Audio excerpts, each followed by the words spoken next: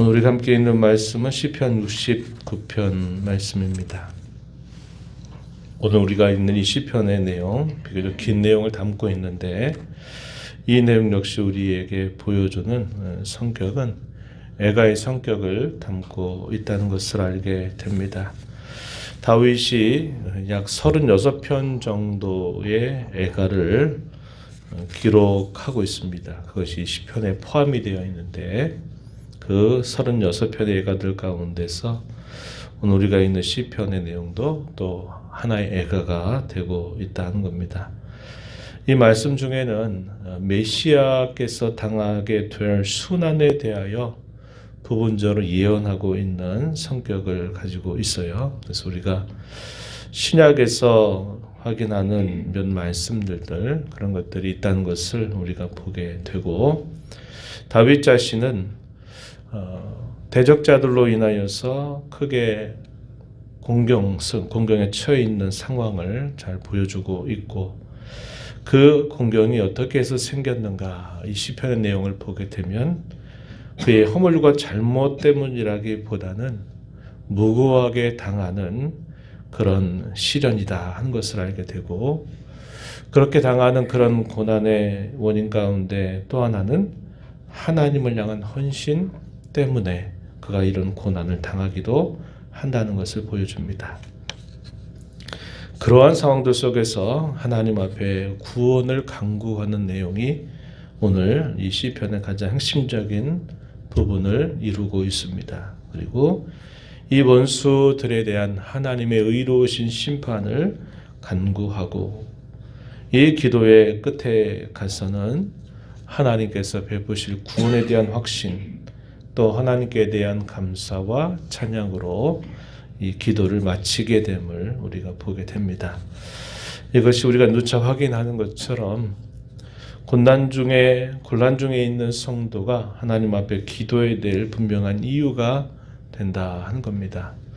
하나님 앞에 말씀을 드리고 하나님 앞에 아뢰게 되면 하나님께서 그 불안하고 두려웠던 그 마음, 고통스러운 그 마음을 하나님이 위로하셔서 그를 강하게 하시고 확신으로 바꾸어 주셔서 고난 중에도 찬송하게 하시는 그 하나님의 역사를 우리가 경험할 수 있다는 것입니다. 그러기 때문에 앞서 우리 신앙의 선배들 뿐만 아니라 그 신앙의 뒤를 따라가는 저와 여러분도 고난과 어려움 중에는 하나님 앞에 간절하게 기도해야 됨을 배우게 되는 것이죠. 오늘 우리가 읽은 이 앞부분의 내용 1절부터 12절의 내용에서는 그가 당하고 있는 위기 상황, 또 그가 당하고 있는 여러 박해의 내용들을 표현해 주고 있습니다. 앞부분의 내용을 한번 살펴보시죠. 69편 1절 말씀을 한번 보시기 바랍니다. 이렇게 말합니다. 하나님이여 나를 구원하소서. 물들이 내 영혼에까지 흘러 들어왔나이다. 물들, 시편에서 자주 확인하는 그런 이미지입니다. 어떤 이미지일까요? 혼돈과 무질서의 세력을 상징하는 그런 의미를 전달해 주고 있습니다. 물들이 내 영혼에까지 흘러 들어왔다. 말할 수 없는 고초, 말할 수 없는 시련 중에 있다라는 사실을 이렇게 표현하고 있습니다. 2절 말씀에 보면 설 곳이 없는 깊은 수렁에 빠지고 깊은 물에 들어갔다고 고백합니다. 시편 40편의 말씀에서도 다윗이 깊은 웅덩이 수렁에서 나를 건져주셨다 이렇게 하나님께서 베푸신 은혜를 노래한 바가 있는데, 여기서도 보면 설 곳이 없는 깊은 깊은 수렁의 성격이 바로 그런 성격이죠. 허우적거리고 움직일수록 더 깊이 빠져 들어가게 되는 그런 것을 이 수렁이란 말로 표현을 했습니다. 디디고 설 것이 없는 거예요. 반석이 있거나 돌이 그 밑에 있다면 그걸 디디고 설 수 있지만 이런 수렁은 그게 없는 거예요. 그래서 무엇인가를 디디고 서려고 계속 몸부림치면 몸부림칠수록 더 깊이 빠져들어가게 되는 곳이 바로 여기 수렁이죠. 그래서 자신이 스스로는 설 곳이 없는 깊은 수렁에 빠져 있고 깊은 물에 잠겨 있다라고 자신의 상황을 이렇게 말씀을 드려요. 무고히 미워하는 사람이 머리털보다도 많다. 부당하게 원수가 되어서 끊으려 하는 자가 너무도 강하다라고 고백합니다. 이걸 봐도 그가 그런 시련과 어려움에 닥치게 된 그 원인이 자기의 잘못으로 말미암아 그렇게 된 것이 아니라 자기가 잘못이 없음에도 불구하고 대적자들에 의해서 이런 큰 공경 속에 빠져 있다 한 것을 보여줍니다. 빼앗지 않은 것도 물어주게 될 상황이 되었다 이렇게 표현하기도 했습니다. 우리가 앞서서 압살롬이 다윗을 반역하게 되면서 왕궁을 내어두고 먼 피난길을 또다시 떠나가게 되는 그 다윗의 모습을 우리가 여러 편에 걸쳐서 함께 생각을 해보았습니다. 그때의 예만 우리가 생각해 본다 하더라도 얼마나 많은 사람들이 다윗이 잘못이 한 것을 아님에도 불구하고 압살롬의 꾀에 빠져서 결국은 다윗을 향하여 이렇게 대적자 노릇을 하는 상황들이 펼쳐졌는가 하는 것을 우리는 충분히 생각해 볼 수 있죠. 8절 말씀에 보면 형제에게는 객이 되었다. 모친의 자녀들에게는 낯선 사람이 되었다. 그가 얼마나 어려움 가운데 처해져 있는지, 얼마나 철저한 외로움 속에 그가 깊이 빠져 있는지 이런 상황 속에서 우리가 이해할 수가 있다 하는 겁니다. 그의 그러한 상황 속에서 하나님 앞에 부르짖었어요. 보면 3절에 부르짖음으로 피곤하여 목이 마르고 하나님을 바람으로 눈이 쇠하고 또 곡하고 금식함으로 영혼을 경계했지만 그것이 도리어 욕이 되어 돌아오는 그런 저절한 상황을 그가 경험하고 있다는 겁니다. 굵은 배로 옷을 삼았더니 그것이 대적자들에게는 말거리 조롱거리가 되어버렸어요. 이러한 상황에 놓여 있음을 말해주고 있는 겁니다. 행여나 자신의 그러한 처지로 인하여서 주님을 바라고 주님을 찾는 사람들이 행여나 수치를 당하게 되지 않을까. 자기가 그러한 일을 당하고 있는 것 때문에 욕을 당하게 되지 않을까 하는 깊은 염려까지도 그를 엄습하고 있는 상황이죠. 6절 말씀을 한번 보시기 바랍니다. 6절 말씀에 보시면 주 만군의 여호와여 주를 바라는 자들이 나로 인하여 수치를 당하게 하지 마옵소서. 이스라엘의 하나님이여 주를 찾는 자가 나로 말미암아 욕을 당하게 하지 마옵소서. 주님을 바라는 자들 또 주를 찾는 자들이 내가 당하고 있는 이러한 고초와 시련처럼 오히려 나 때문에 욕을 당하거나 수치를 당하지 않게 해달라라고 하는 이 말을 보면 저 사람은 하나님을 경외하고 하나님을 사랑하는 사람이 아닌가. 하나님을 그렇게 위하는 사람이고 하나님을 그렇게 좋아하는 사람이고 찾는 사람이고 바라는 사람인데 저가 왜 저런 큰 일을 당하나 이런 생각을 하면서 자신이 그런 것에 대한 하나의 표본이 되어서 자기 때문에 다른 사람들조차도 이런 수치와 욕을 당하게 되지 않도록 하나님 앞에 기도하는 그런 모습이죠. 그런 모든 상황 속에서 그는 하나님 앞에 구원을 간구하고 있습니다. 그 구원에 간구하는 그 근거를 어디에 두느냐? 오직 하나님의 변치 않는 그분의 성품에서 그 근거를 찾고 있음을 우리가 보게 됩니다. 13절 말씀을 보시면 이렇게 표현했습니다. 13절 여호와의 나를 반기시는 때 내가 주께 기도하오니 하나님이여 많은 인자와 구원의 진리로 내게 응답하소서.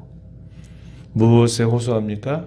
많은 인자, 구원의 진리에 호소하여 자신이 처해진 이 공경으로부터 건져달라고 하나님 앞에 기도 올리고 있습니다.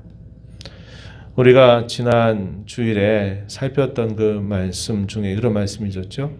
시편 57편 3절 말씀에서 하나님께서 그 백성들을 향하여 구원의 은혜를 간구할 때 주께서 인자와 진리를 보내달라라고 이렇게 호소했던 것을 우리가 기억하게 됩니다. 여기서도 주의 많은 인자 구원의 진리에 호소해서 하나님께서 자기를 구원해달라 이렇게 아뢰고 있음을 보게 됩니다. 또 16절 가서도 또 보시면은 이렇게 말합니다. 여호와여 주의 인자심이 선하시오니 내게 응답하시며 주의 많은 긍휼에 따라 내게로 돌이키소서 이렇게 말합니다.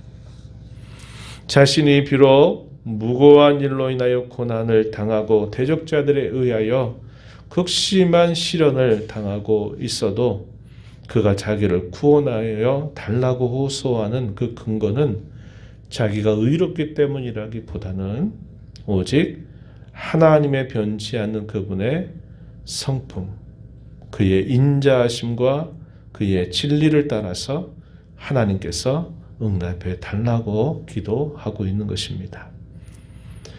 성도가 죄를 범하여 도무지 용서받을 수 없는 상황이 있을 때에도 무엇을 간구해야 됩니까? 주의 많은 인자와 긍휼에 호소해야 되죠. 우리가 시편 51편에서 다윗이 그렇게 호소하면서 자기의 죄를 용서해달라고 하나님 앞에 구합니다. 의롭고 올바르게 살려고 하는 일로 인하여 고난을 당하고 시련을 당해도 성도는 오직 하나님의 변치 않는 그분의 성품에 호소하여서 기도해야 된다 하는 것을 우리에게 잘 가르쳐 주고 있는 것입니다. 19절부터 29절까지 긴 내용에서는 이 원수들이 자신에게 행하는 그 패악한 일들이 무엇인가 하는 것들을 소개하면서 하나님의 의로우신 심판이 임하기를 간구하는 내용들이 길게 소개가 되고 있습니다. 이렇게 하나님 앞에 그의 마음을 쏟아내고서 그의 심령 속에 찾아오는 그의 마음의 결과가 어떤 것인가 30절부터 마지막 절까지 내용에 보면은 이것이 확신과 감사와 찬송으로 바뀌게 됨을 우리에게 잘 보여주고 있습니다. 30절 말씀에 내가 노래로 하나님의 이름을 찬송하며 감사함으로 하나님을 위대하시다 하겠습니다. 이것이 소 곧 뿔과 굽이 있는 황소를 드림보다도 여호와를 더욱 기쁘시게 하는 것이 될 것입니다. 이것도 우리가 부르는 그 찬송으로 곡이 만들어지고 있는 내용이 되고 있죠. 황소를 드림보다 내가 하나님을 진심으로 찬송하는 것이 하나님을 더욱 기쁘시게 하는 것이 된다. 이렇게 고백을 해줍니다. 그리고 하나님은 어떤 분이신가? 33절에 확신 가운데 고백하기를 여호와는 궁핍한 자의 소리를 들으시며 자기로 말미암아 갇힌 자를 멸시하지 아니하시는 분이시다. 그러므로 천지가 그를 찬송할 것이고 바다와 그 중의 모든 생물도 찬송할 것이다. 이렇게 표현을 해줍니다. 하나님께서 베푸시릴 그 구원에 대한 찬송으로 본 기도를 마무리하고 있다 하는 거예요. 이것이 성도가 기도하면서 얻는 놀라운 은총임을 우리는 다시 한번 확인할 수 있는 겁니다. 그러므로 성도는 어떤 상황 속에 처하든지 간에 하나님 앞에 기도해야 될 사람들임을 가르쳐주고 있는 것이죠.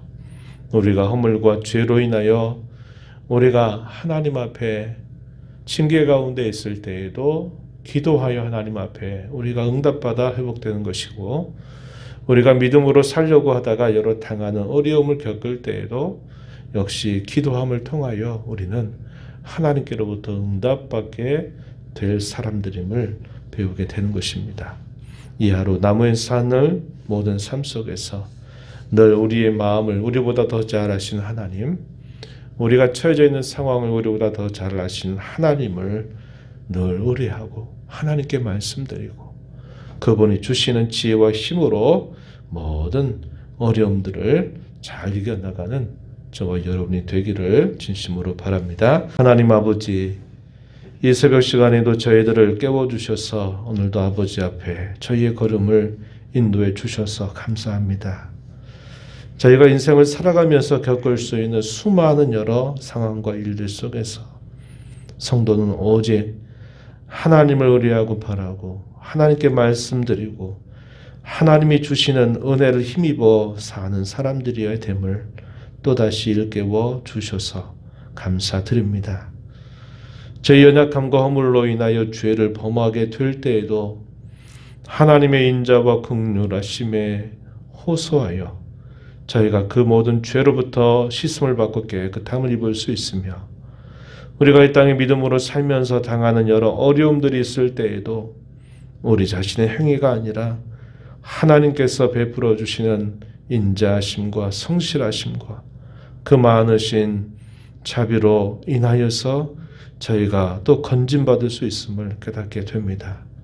그러므로 저희가 이 땅에 살면서 살아가는 모든 삶 속에서 경험하는 수많은 일들 속에서 언제나 하나님 앞에 말씀드리고 하나님을 의뢰하고 하나님을 구하고 하나님께서 주시는 지혜와 능력을 힘입어서 잘 감당하고 극복하고 이겨나가는 저희들의 삶이 되도록 하나님 인도하여 주옵소서. 은혜의 보좌 앞에 나와서 아버지 은혜를 구하는 모든 심령들의 간구를 기울여 주시고 응답하여 주시기를 바라옵고 예수님의 이름으로 기도하옵나이다. 아멘.